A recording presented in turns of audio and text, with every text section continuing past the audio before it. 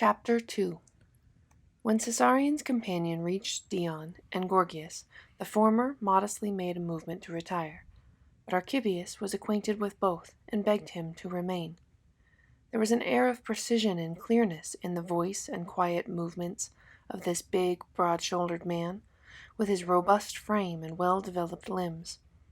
Though only a few years beyond 40, not merely his gray hair, but the calm, impressive dignity of his whole manner indicated a more advanced age.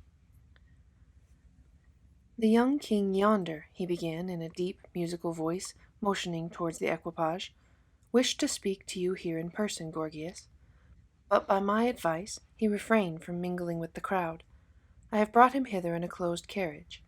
If the plan suits you, enter it and talk with him while I keep watch here.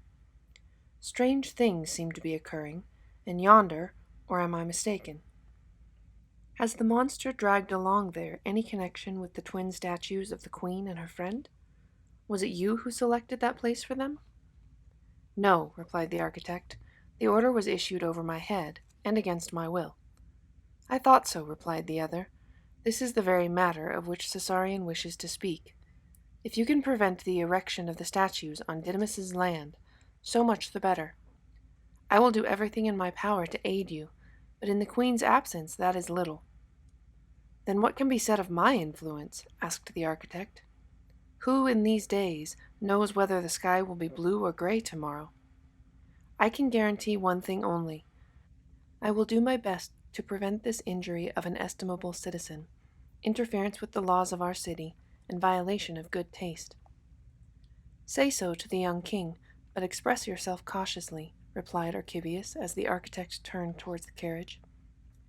As soon as Dion and the older man were alone, the latter inquired the cause of the increasing uproar, and as, like every well-disposed Alexandrian, he esteemed Archebius, and knew that he was intimately acquainted with the owner of the imperiled garden, and therefore with his granddaughter Barine, he confided his anxiety to him without reserve.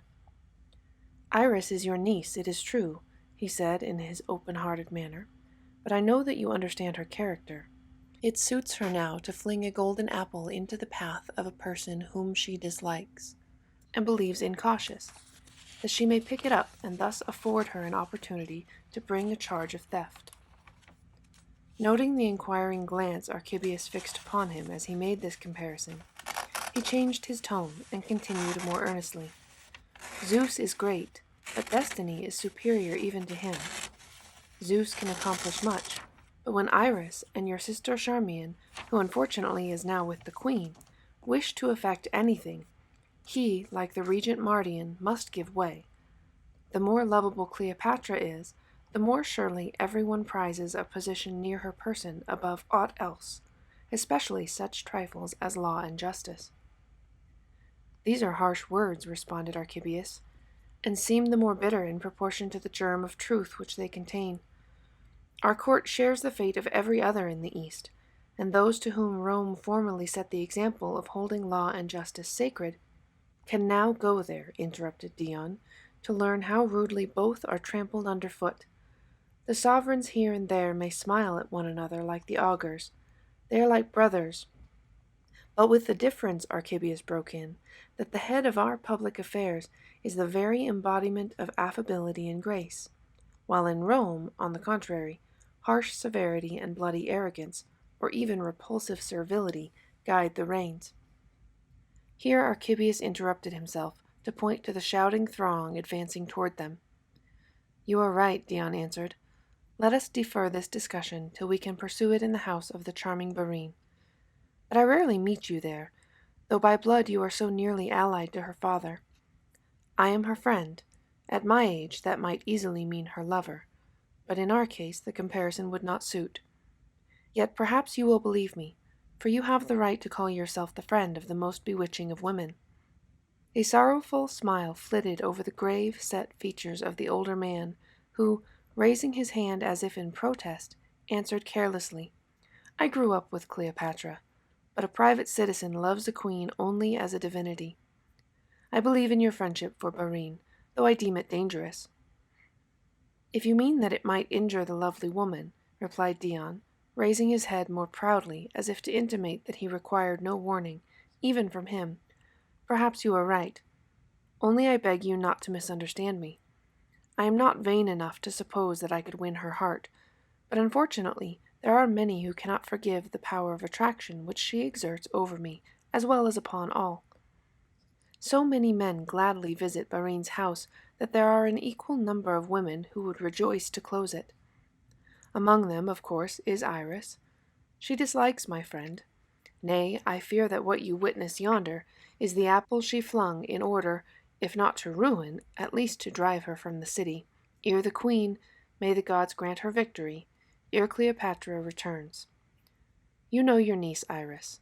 Like your sister Charmian, she will shrink from nothing to remove an annoyance from her mistress's pathway, and it will hardly please Cleopatra when she learns that the two youths whose welfare lies nearest her heart, Antyllus and Caesarion, seek Barine's house, no matter how stainless the latter's reputation may be.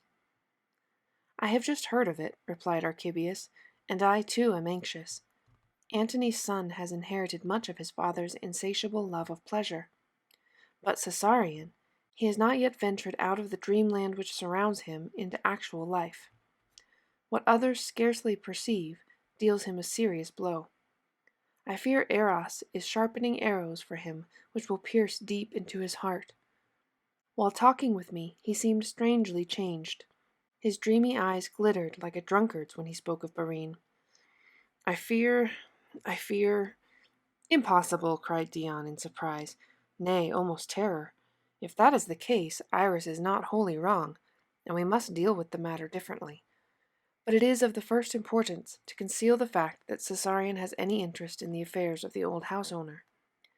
To seek to maintain the old man's right to his own property is a matter of course, and I will undertake to do this, and try to get yonder orator home.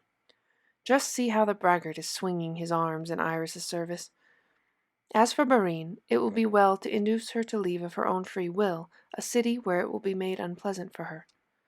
Try to persuade her to pursue this course. If I went to her with such a suggestion, I, who yesterday— No.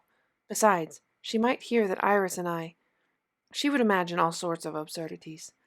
You know what jealousy means. To you, whom she esteems, she would surely listen, and she need not go far from the city. If the heart of this enthusiastic boy, who might some day desire to be king of kings not only in name, should really be fired with love for Barine, what serious misfortune might follow? We must secure her from him. She could not go to my country house among the papyrus plantations at Cebennis. It would afford too much license for evil tongues. But your villa at Canopus is too near. But if I am not mistaken, you have— My estate in the lake region is remote enough, and will be at her disposal, interrupted the other. The house is always kept ready for my reception. I will do my best to persuade her, for your advice is prudent. She must be withdrawn from the boy's eyes. I shall learn the result of your mission tomorrow, cried Dion eagerly. Nay, this evening. If she consents, I will tell Iris, as if by accident, that Barine has gone to Upper Egypt to drink new milk, or something of that kind. Iris is a shrewd woman, and will be glad if she can keep aloof from such trifles during the time which will decide the fate of Cleopatra and of the world. My thoughts, too, are always with the army, said Archebius. How trivial everything else seems compared with the result which will be determined in the next few days. But life is made up of trifles. They are food, drink, maintenance. Should the queen return triumphant and find Caesarion in wrong paths— We must close them against him, exclaimed Dion. That the boy may not follow Barine? Asked Archebius, shaking his head. I think we need feel no anxiety on that score. He will doubtless eagerly desire to do so, but with him there is a wide gulf between the wish and its fulfillment. Antyllus is differently constituted. He would be quite capable of ordering a horse to be saddled, or the sails of a boat to be spread in order to pursue her, beyond the cataract if necessary. So we must maintain the utmost secrecy concerning the place to which Barine voluntarily exiles herself. But she is not yet on her way, replied Dion with a faint sigh.